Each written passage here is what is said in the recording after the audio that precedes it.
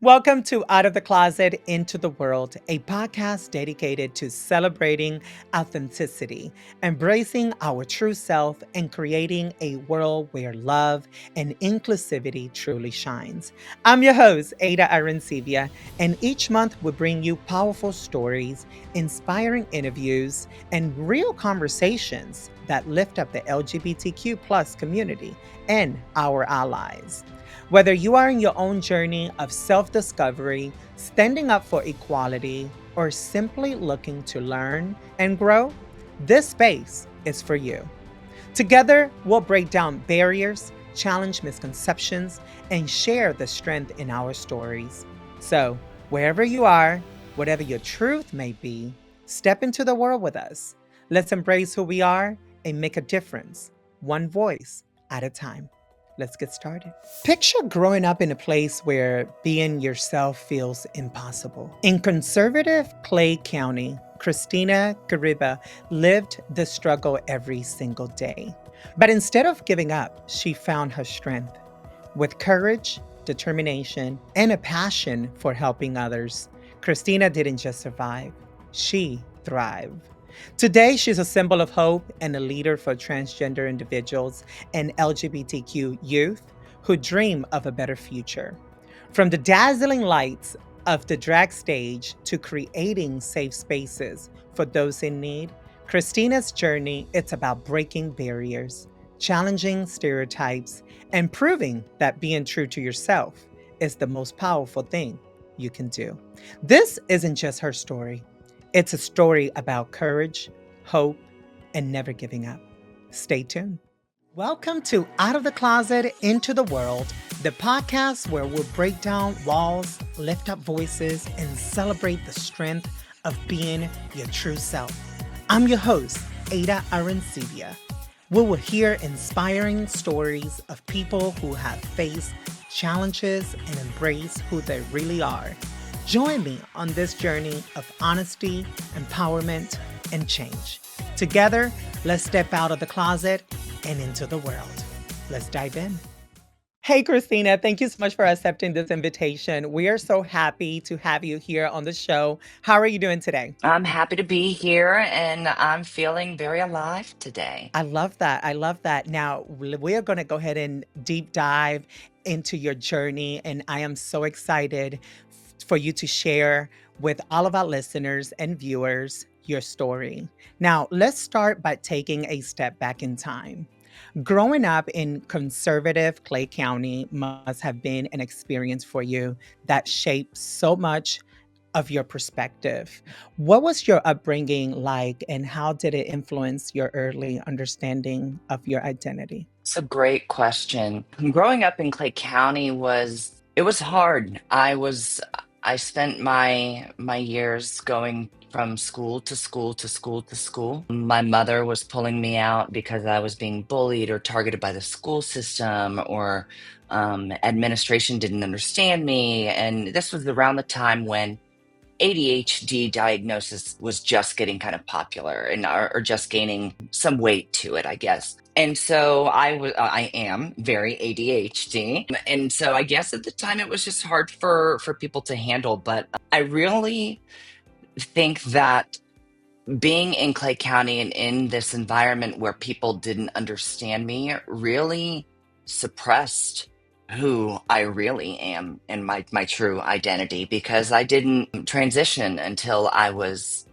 19. And, Mm, and I didn't know that transition was even possible because I had just told myself all of these years that it's not possible. That's not a thing. And I have to be okay with who I am and what I have. I also think that built a lot of resilience in me. It taught me to be okay with what I have and who I am. And that contributed a lot to my resiliency. I love that. Thank you so much for sharing that. It's incredible, right? How our environments play such a pivotal role in shaping who we are. And your story highlights resilience even in the face of challenges. Now, on a lighter note, can you share some of the happiest memories from your childhood? I was usually at my happiest when I was in martial arts class. I have a first degree black belt and I did 14 years of martial arts. And my dad started me there so I would know how to protect myself. And I was just honestly so darn good at it that I became a teacher for other people, for other students like me who didn't get it. So I became, that was my early years of advocacy, I guess you Mhm. could say. And speaking of advocacy, I think my other happiest times were I can remember volunteering one of my summers, because I didn't get along with my peers. I didn't really have friends, so it's not like I was spending the summer with my friends, but I spent them with adults and I spent them with people who deserve my time. And I spent this one summer at Lighthouse Learning Center in Orange Park, and it was a school for mentally handicapped children. Mm. And so it was just a classroom full of these young people with so much genuine joy because they have no care in the world, and they were always so happy to see me. And I love being able to the memory of walking into a classroom and people being happy to see me, because that's not really something I ever experienced. Wow. Now, how do those moments contrast with the challenges you face today? I mean, 20 years in the drag industry, it gets a little clicky and there's people who don't like you. And I was well prepared to deal with those challenges in the dressing room, and because I dealt with it growing up. At the time right now, it's such a tumultuous time in our history as trans people. It's really taught me to use my voice. I've found my voice over the years because I didn't get to use it as much when I was younger. I was actually told to be quiet, sit still, blend in, don't attract too much attention. Otherwise, you'll get in trouble. And so now it's kind of great to be a rebel and advocate for our cause. That's beautiful. Now, those joyful memories truly serve as an anchors during tough times, right? It's inspiring to hear how you have drawn strength from both the highs and the lows. How did your family dynamic change your journey of self-discovery and acceptance? I think that it slowed my journey. My parents are divorced, and so I spent my teen years growing up with my mom and her now wife. And my dad lives in Orange Park still with his new wife. But I remember dating my first boyfriend as Christina. And so for me, this was my first boyfriend like ever, right? Because it's the first time I'm dating as me. And his family did not know that I was transgender. And so I would go to his Thanksgiving as Christina. And then we would drive all the way from Keystone Heights about 30-40 minutes over to my mom's house for Thanksgiving over there. And I would have to transform into as much of a boy as I could in the car on the way there. And so I think I hid it from them for not my mother's, but more so my father. It was for my father's sake. Mm. He's the eldest of seven. He's Filipino, strict Catholic. Like, he's supposed to be the cream of the crop of his family. And Mm. now his son is not his son. Yeah. So it was just something that we felt we needed to keep from him. And I'm glad that we did, but I'm for his sake, but sad for my sake because I missed out on some good time as myself. Yeah, family can be such a complex part of our stories, and your journey does shows how these relationships can teach us the strength and sometimes lead us to redefine what family means. Coming out is such a personal and powerful journey. Let's dive into that chapter of your life, Christina. What emotions did you experience when you first realized your identity as a transgender woman? And how did you navigate those feelings? Girl, I was shocked. I will never forget it. I was at the Metro and I saw Deception on stage. It's just trans woman doing drag, and she was butt naked except for the pasties. And I turned to my best friend and I said, "You could never pay me enough money to get up there and do that." And this was my first time ever being in a gay bar. And well, they pay me enough money now, so I've done it for 20 years now. But when I realized, really, I think it was the first time I set foot on stage, and it felt like, girl, it felt like I had just been birthed. That Mm. spot, I opened that curtain, and that spotlight hit my skin, and I was doing Christina Aguilera Dirty, and I did my little shimmy like she does in the beginning, and I walked out, and I was me. I was me.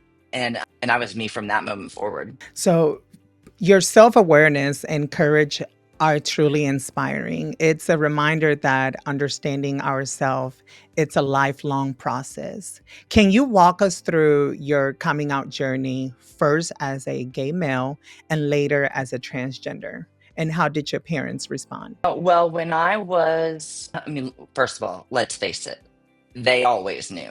They always could tell. But I was probably 12. And so, do you remember slam books? Like a notebook that you would write notes to your friends in back and forth? Yeah, You would pass the whole notebook back and forth. yeah. So I had one of those with a couple of girlfriends of mine, and I had said some things about this boy and what I wanted to do to him, and that I had a crush on in school. And I was in school suspension as usual because that's where they always put me. And I pulled the book out of my backpack and set it on my desk to actually pull out an actual textbook. And the teacher walked by and just swiped it right up. And I was devastated. She read it, then the guidance counselor read it, then the principal read it, and they all know what I wanted to do to this boy. And they called home, they called my mom, and my mom was just like, "What?" Thank goodness for my sister who came to pick me up that day and told my mother to just stay home, that she would handle it. Because the things that were in that book were not meant for a mother to see. And, but Sissy Poo is okay.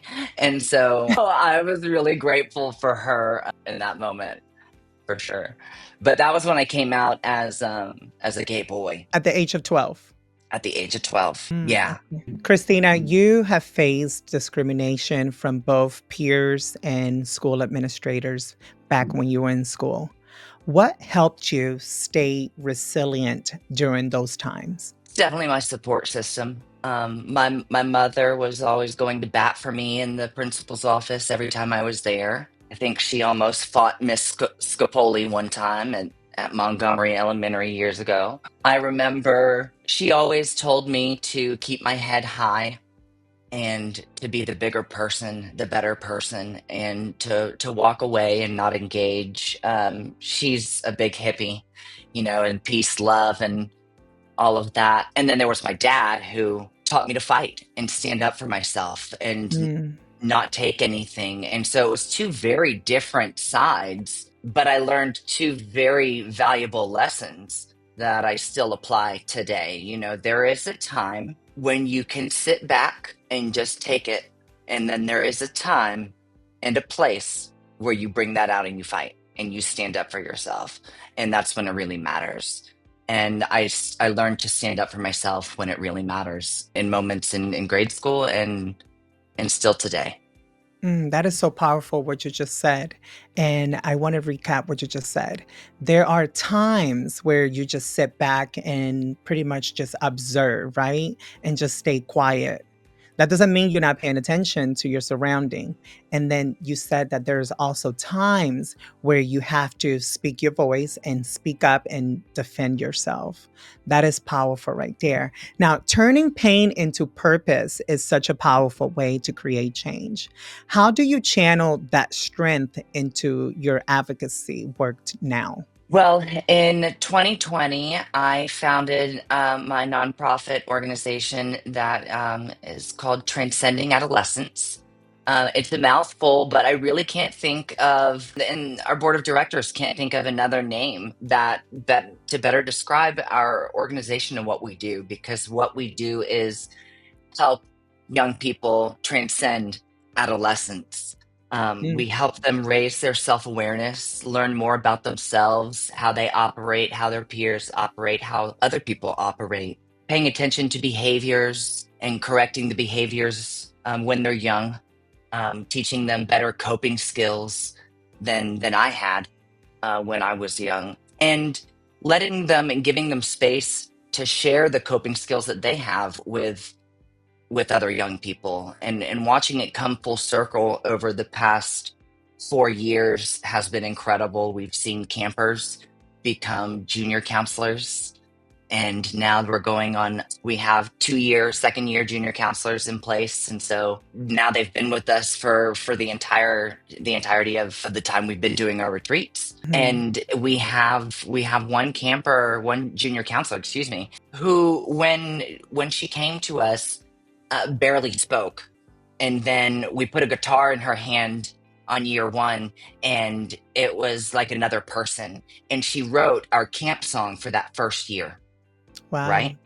And so now, year four, as a junior counselor, the workshop that she leads to help other young people find SPEAR, which is our curriculum, and I can talk about that in a minute. But the way that it has come full circle, and she's now teaching and writing new camp songs with our new campers, Mm. and the way that we did with her 4 years ago to bring them out of their shell.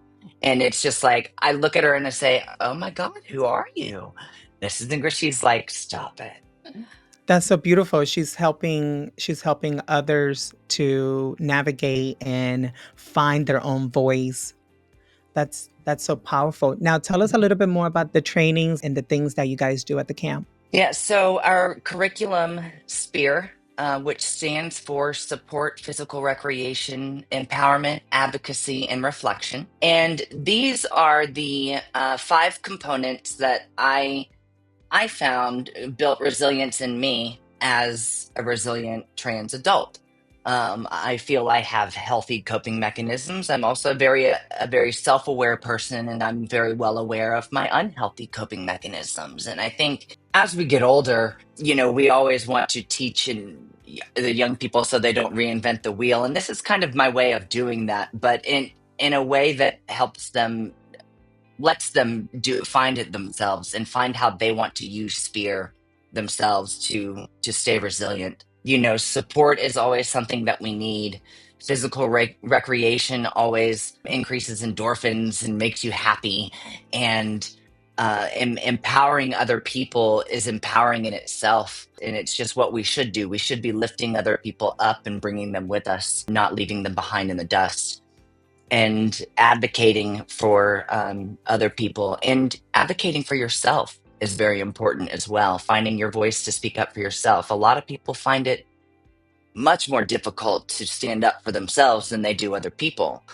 But at TA, our young people learn how to use their voice for themselves and advocate for themselves in places like doctors' offices, who, it's very intimidating to be standing there in front of a doctor. And a lot of times we don't question, Yeah. but we know what we want and we know what we want to say, but we don't question and we don't say anything because they know best. But maybe we need to say something. Maybe they need to hear how we feel in our body. And maybe things would have been different all this time had we been allowed that space to do it. And young people are ready to use their voices, and they're learning how to do that at TA. That is so beautiful. Now, you told us that this particular camp is the first and only camp in the entire state of Florida, correct? Yeah, so we were the first trans specific summer camp program to ever be in Florida in the middle of a pandemic and in the height of the worst legislation, in anti-trans legislation in history. People thought that I was crazy. So, what motivated you to create the camp? I've always known that my heart is in nonprofit. I'm an empath, a deep empath, and I care about people a lot. And I knew there was a gap I wanted to fill in the system. I just didn't Mhm. know how I wanted to do it until I reconnected myself with the outdoors, and that's what really piqued my interest and starting a camp was reconnecting with the outdoors. Now, can you share a moment when you realized your strength in the face of adversity? Yeah, absolutely. This past summer, we almost didn't have camp. We suffered a big loss financially and didn't get the donation response that we had hoped. And so we almost canceled this year's retreat. It was actually our treasurer who, oddly enough, is the only cis person on our team. We were getting ready to pivot to do just a small leadership retreat with the board of directors and our small junior counselor team. And we were going to bring them to Connecticut and just rent a big Airbnb and do some leadership training and some admin stuff. But our treasurer, the only cis person on our board, said, I can't help but think about all of the kids who have looked forward to this all year long. And I don't agree with pivoting and canceling. And I was like, I thought it was going to be unanimous. I just took a deep breath and I was like, you're right. We can't just stop. And I couldn't, to this day, I couldn't even tell you where we got the money to do it. But somehow we did. And we had camp, and it was the most beautiful year. It was in the heart of the Blue Ridge Mountains. And all camp photo has this Sunset Mountain behind it. And I mean, it couldn't have been any more perfect. Wow, that's amazing. What a defining moment. It's incredible. It's really incredible how resilient grows from those breakthroughs. Now, Christina, let's talk about Faith Taylor, your drag persona Mm. and the word of drag. How did Faith Taylor allow you to express yourself and develop skills that have carried into your professional life today? Well, I'm a lady, and it definitely taught me to be a lady. I think that always being professional in that career, coming ready with my music, communicating well with the show directors and with the audience and with your fellow entertainers. So I learned great communication skills over the years. I definitely learned how to speak in public comfortably, which has been an incredible asset in moving from drag to the nonprofit sector. I've been able to use that to boost the awareness of my nonprofit. So, I mean, completely transferable there. I've organized shows across the country with, dozens of entertainers at one time, and that's a lot to organize. And so, Mhm. switching to being a camp director now, it's no problem. It's easy peasy for me to schedule an event and to visualize where things go and how much time is going to be needed for X, Y, and Z, and mapping everything out. It really taught me how to do that. And also dressing in the dressing room over and over and over again. Girl, you got to lay your costumes out, your pieces. If you don't have everything like pre-laid out, you got to think about your next step ahead. And so that's something I definitely always keep in mind as well is, yes, I'm going to make this move now, but what does it mean for my next step ahead? And so you always have to think one step ahead. Mm. Now, how did the name Faith Taylor came about? So this show called Buffy the Vampire Slayer was very popular back in my day. And my best friend Brad and I are completely obsessed. And Faith was a vampire slayer on the show. And when I stepped into the back room of the Metro to sign up for my first talent show, I turned in my music, and Rhiannon and Todd turned around and asked me my name. And I was like, my name? Big question mark. And Brad just kind of pushed me aside and stuck his head in there and said, it's Faith. And I was like, okay, it's Faith. And then, girl, from there, the first time I set foot on stage, I was a star. So I couldn't change my name at that point. I was stuck. And then Taylor comes from my drag father, Bob Taylor. And Taylor is one of the most prestigious names in the drag industry. And so, holding that name, people always ask, oh, are you one of Bob's children? Or, now they'll say, oh, are you related to Trinity? But yeah, that's how Faith Taylor came to be. Mm. Now, how did you and Bob actually met one another?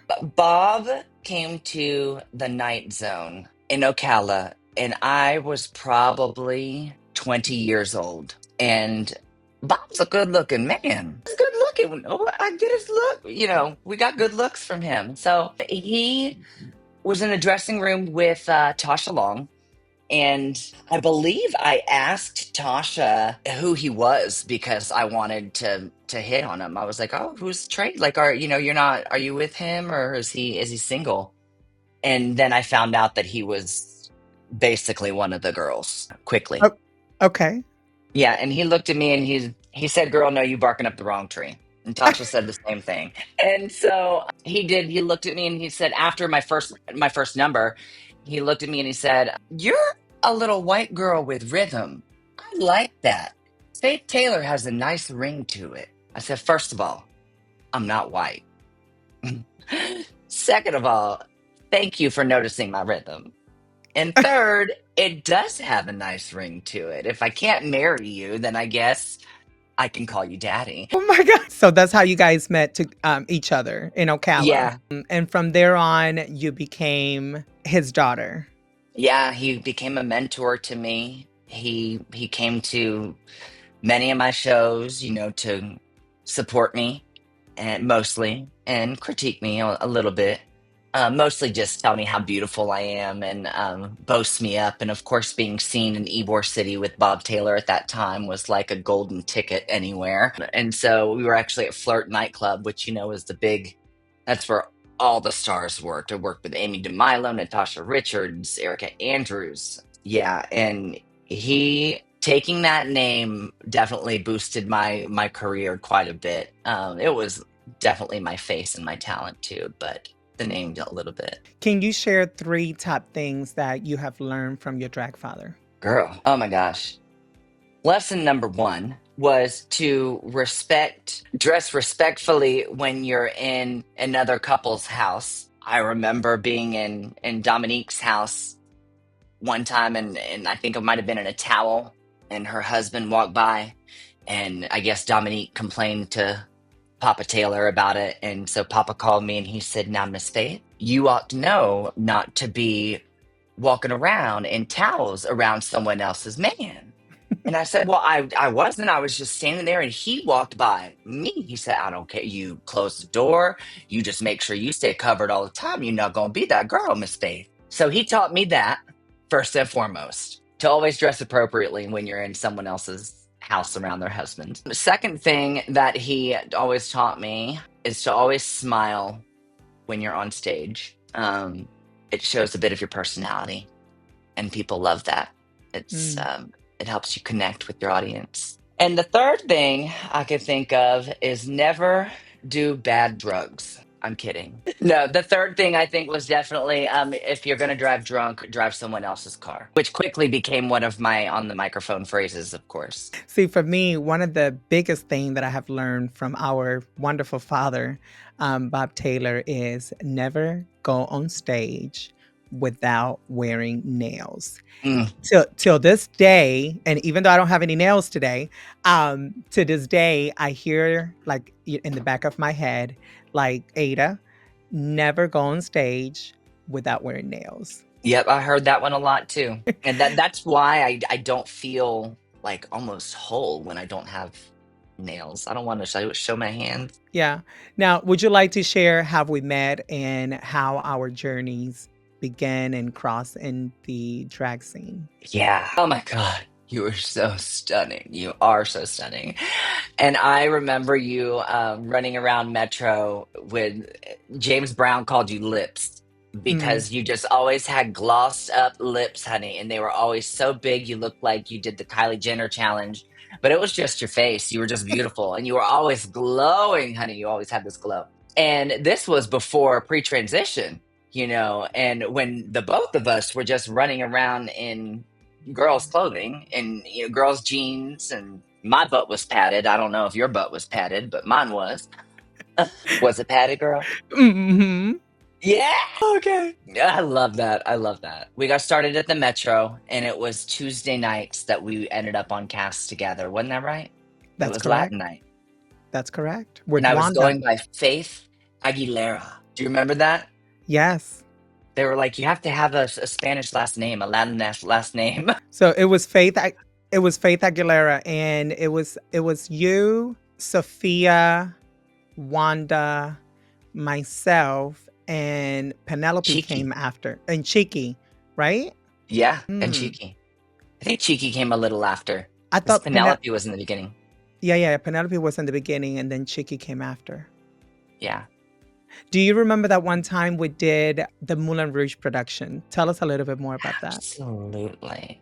Oh my God. Well, I did the number by myself, all four parts, I don't know how many times. So it was really great to have y'all as my backup. But yeah, we dressed in our Moulin Rouge best. I think we put together every lace piece, fishnet piece, garter, feather thing in our hair. Oh Lord, there's this picture I can always remember of us on the boxes against the mirror. That's where everybody used to dance, and it was like the best place when you performed to get up there and just strike a pose. It Mm, was just perfect. And we were up there. I love that picture. But I yes, d- I was who was I? if I'm not mistaken, you was probably Christina. I think you was Christina. Cause I was Little Kim. Of course. Yeah, I was Of Little Kim. course. But I think it was Christi Penelope. I think it was Christina. I don't think you were Maya. I think you were Uh-uh. Christina. I Yeah, think that Penelope was Maya. yeah. And Sophia, I Must think have so. been pink. Yeah, I think Sophia was pink. It's fascinating, right? How drag serves as an outlet for self-expression.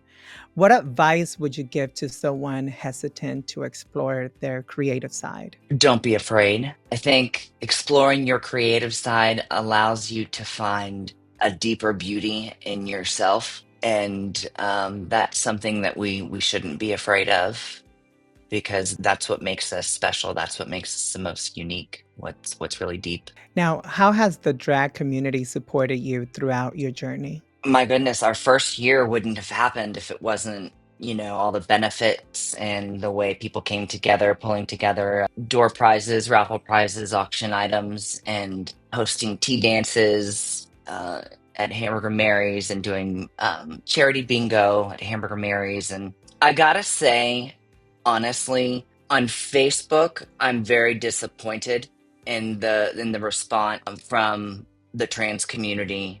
I don't know what the disconnect is, but girl, I gotta tell you, if I post a pretty promo, Mhm. umpteen likes, 500 likes. But if I post protect trans kids, they are in danger. They're just like us. Crickets. That may not be what they're on Facebook for, but they are donating their time in clubs and bars wherever they work to donate their earnings to TA, and I'm really grateful for the times that they've done that. Now, why do you think that that's happening? Why do you feel like there's a disconnect on social media, like when you post like a personal photo versus a post in regards to child's being in danger? Well, I think that drag is kind of a superficial sport, if you will. It's easy to get lost in the mirror and Hmm. yourself and the business. It moves so fast and you have to move with it. Being in the entertainment industry is almost like musical chairs. If you have to keep moving, that's part of the game, right? You can't just stay in one chair. You're going to move around to multiple chairs. Think of this as clubs, bars, whatever you will. But if you don't find a chair and quickly sit down each and every time that music stops, each and every time you stop and maintain that spot, you could end up without a chair and out of the game. And Mm. that's show business. And when it's that fast pace, you really don't have time to focus on you, on yourself. You're focusing on this drag entity. It's easy to get lost. So, Christina, what is it that you and the organization is doing at TA to be able to have more exposure and to be able to bring in more individuals and educate about the services and training that TA is offering? So right now we are moving under the radar because of the plethora of anti-trans legislation banning trans healthcare across the nation. What we do is very much gender affirming care. It is very much social support for these young people. And so we were moving under the radar. We primarily raise awareness, not through social media, but through word of mouth by connecting with communities and people, person to person. I connect with executive directors and CEOs all over from organizations all over the country, share with them about Transcending Adolescence and what the Resilience Retreat program does for trans and non-binary young people, how it improves their overall health and well-being. We also educate young nursing and medical students by offering cultural humility trainings that educate them on how to care for gender diverse patients. Because if a trans person is lucky enough to have insurance, even getting to the doctor is awkward when they don't know how to speak to you or they're misgendering you constantly. And so these are the things that we teach clinics and hospital staff and young nurses at nursing schools, in our training, is how to interact with trans people. I love that. Now, how can we get the community to help you at TA to have a bigger impact? I think the biggest thing that people can do right now for me is give me person power. We need person power to execute each and every retreat. We need person power to mentor these young people. We need person power to lead fundraisers across the country, especially in Florida, raising money for our causes. I can't be everywhere at once, and our team is only so many. It's just a team of 3 to 5 of us at one time that plan everything. And so, if people can reach out and offer their full support in organizing and bringing people together to raise money, that would be the best way that they can support. That's beautiful. Your perseverance is truly inspiring, and I'm literally blown away. And it's a proof that creating inclusive spaces is always worth the effort. As we begin to wrap up, I would love to reflect on the journey so far. If you could give an advice to your younger self during challenges, times, what would it be? I don't know that it's that profound, but just wait, honey. That's exactly what I would say to my younger self. You just wait, because you're going to be great one day, and you're going to have an audience that loves you. You're going to have people in your life that love you too. And I think that's something that's hard for us to grasp at that age when we don't love ourselves. I love that because what you said right there, I remember when I was younger, I did rush my process, right? In my transition. So if I could also go back in time, I would tell my younger self that transformation takes time. It's just like a caterpillar, right? Before it becomes a beautiful butterfly. Silicone injection in the black market. Can you share a little bit more about that? Yeah, for sure. I was 21, and I just absolutely could not take the side of myself without breasts anymore. And I Mm, had gone to a few surgeons in Florida as far as I could. I was young, and several of them said, I'm sorry, but we don't put boobs on a man, mm, which was really disheartening. And again, going back to those experiences that trans people have in doctors' offices, and why it's so important to y- yeah. um, use inclusive language and understand who you're talking to. But I couldn't take the site anymore, and I couldn't get implants. And so a friend of mine had good results with an injector from Argentina, I believe. No, Venezuela. Mm, And I sat on the edge of her bed, and this Venezuelan lady took out the syringe and she pinched my, at the time, flat titty, and did 5 injections all the way around, and pumped me full of what I thought at the time was silicone. She tied me up in this really rigged bra to help maintain the shape of my boobs, and so that the silicone that was running free in my body didn't go anywhere else because it could spread. Well, it did spread, and then it also tried to make its way out of my body. And when it tried to do that, it just pressed up against the skin. The substance hardened and Hmm. encapsulated, and pressed up against my skin and made the skin necrotic. So my breasts were black. I mean, and I could barely feel them, and they were just rock solid and so heavy. I remember, and so heavy that later later in life, when I gained a little weight and they got bigger, I developed what's called symastia, which is where the skin in the center of the breasts in the middle becomes detached from the breastbone and causes like that uniboob look. Mm. And so every time I went on stage, I had to do this strap thing to keep my boobs separated. And that was a struggle, and I know in my dating life it was awful, always telling the guy, "Oh, I'm gonna get it fixed, I'm gonna get it fixed," not knowing when that's ever gonna happen or if it's a reality. But I spent 17 years with those breasts and with my boobs necrotic looking Wow. before um, a very generous friend of mine was a part of this giving pool, and I shared my story with her. And she said, "No, you deserve beautiful, perky boobs."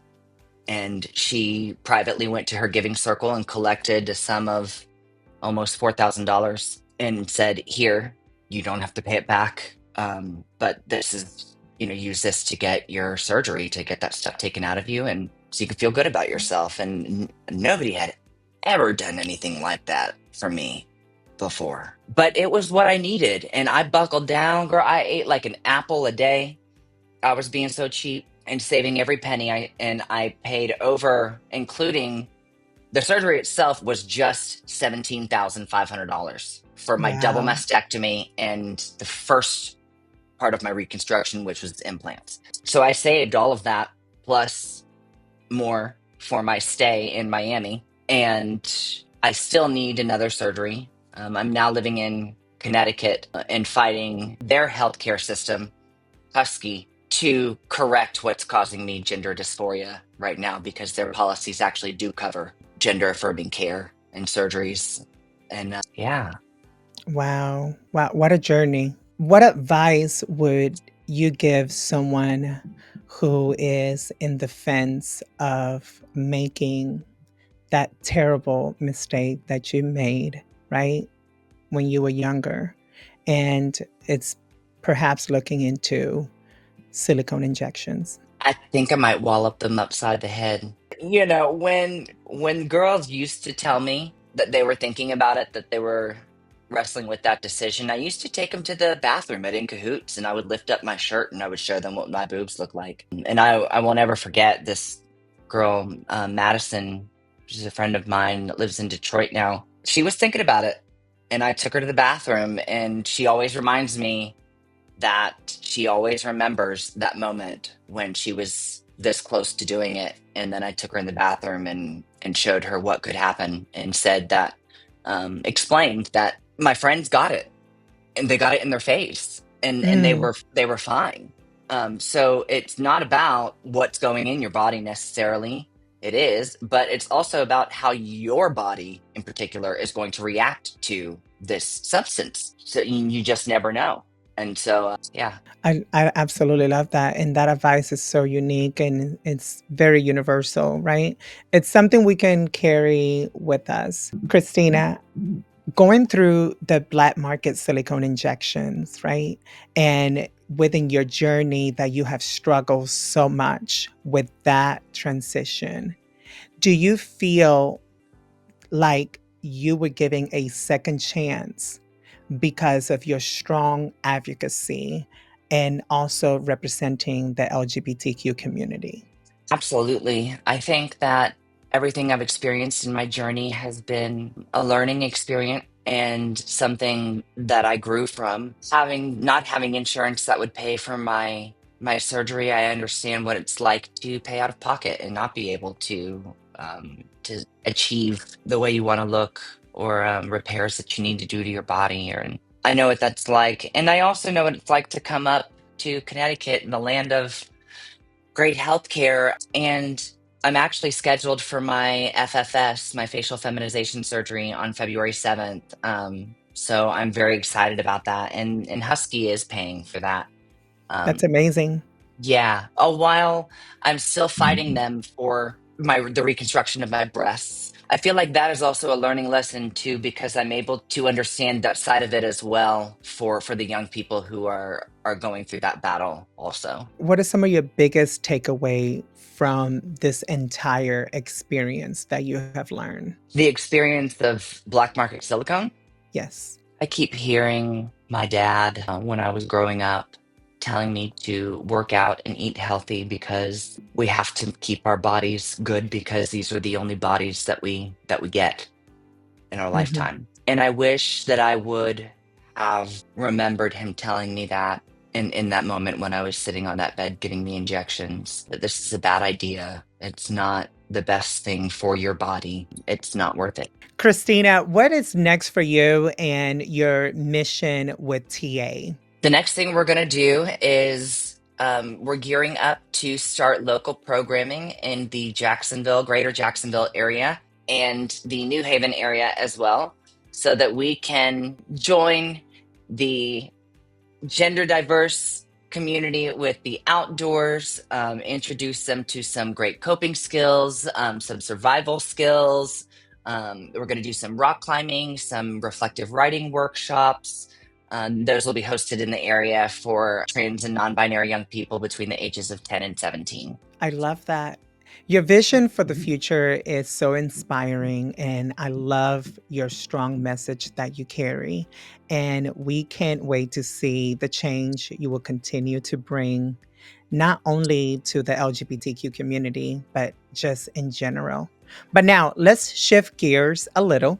We're about to have some fun with our rapid fire round, and these are quick questions we are going to ask you and get to know you more on a playful side of you. You want to think fast and go with your first instinct. Let's dive right on in. Are you ready? Okay, I'm ready. What's your go-to Price song that always get you dancing? It was Shania Twain, Man, I Feel Like a Woman. Who is your ultimate LGBTQ role model? I would have to say Laverne Cox. Why? Her visibility as a trans woman of color is one of the first of its kind, and I think that it was a huge breakthrough for the trans community. I love that. If you could have dinner with any historical LGBTQ plus figure, who would it be? Marsha P. Johnson. Yes, Absolutely. I want to know the tea. You know how after something big happens and then you get with your friends and y'all talk about what happened? What did he say? And then I had him and he was going like that. I want that tea from Marsha P. Johnson about the Stonewall riot. same. What's the one movie with LGBTQ plus representation that you can watch on repeat constantly? To Wong Fu. Describe your ideal outfit for Pride in 3 words. Chloe, chiffon, rainbow. What's the first word that comes to mind when you think of your community? Hope. If you could give your younger self a queer name, what would it be? A queer name. All I can think of is Aiden for some reason, because it's Mm. just a very popular trans name and it was kind of the only thing I could think of. Spell it for me. Aiden. Okay. See, Yeah. my real name was Aiden. Adan. Little fun fact there. What's That your is awesome. what is your favorite LGBTQ plus slang or term and why? Oh, my favorite LGBTQ plus slang and term. Oh my goodness, what do I say a lot? I would have to say, hey girl, hey. If your life were a drag performance, what song would it start with? Man, I Feel Like a Woman by Shania Twain. What is your dream destination for the ultimate LGBTQ plus vacation? We'll have our own island. I love that. Christina, thank you so much for sharing your story with us, your wisdom and your heart with us today here on the podcast. Any last words? Thank you so much for having me. It has been a pleasure to chat with you. Absolutely. Have a good one. Till next time. Till next time. To everyone listening and watching, remember, you are enough and your journey is your own. No matter where you are in your transition or in life right now, always know that you are loved, you are supported, and you can live out your truth. Thank you for joining us on another episode of Out of the Closet into the World. We'll see you next time. Thank you so much for watching and listening. If you enjoyed this episode, please like, comment, and share it with your friends and family.